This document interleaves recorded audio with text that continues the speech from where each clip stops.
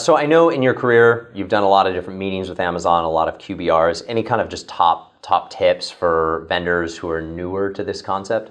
Sure. So for QBR, it's a lot of pressure, right? You don't get that many moments to speak with Amazon. And I think people have a tendency to kind of overdo it. You'll sit and you'll get your 70-slide PowerPoint deck, and the VP and the CEO and everyone else will fly in from across the country, and you'll swamp Amazon with 20 people at the meeting and this big girthy deck that you want them to go through. And that's not how you want to go into a QBR. You want to go in, you want to talk about 2 or 3 topics that you want to hammer out right there. That's what Amazon's looking to talk about, 2 or 3 topics. They're not interested in when your company started or, the history or, meeting a ton of people. They want to get down to the 2 or 3 topics that are really going to drive your business for the next year.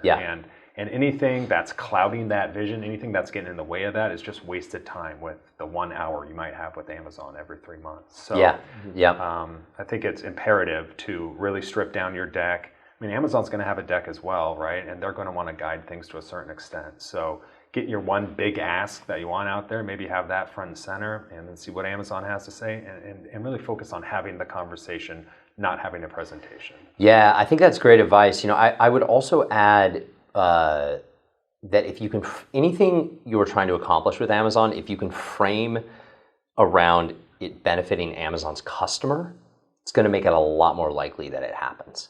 And I think that's something that brands tend to miss, is they don't have as much empathy as they should for the position that the Amazon vendor manager is in and what they actually need to do, and that they have, hundreds of vendors that are asking them to do things. So, I always look at it from the perspective of, 1, how can we make their lives easier?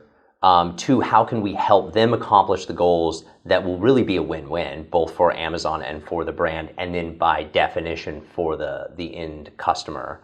And then how can we frame that around the idea that it ultimately will help the customer and be focused back around the things that Amazon is interested in?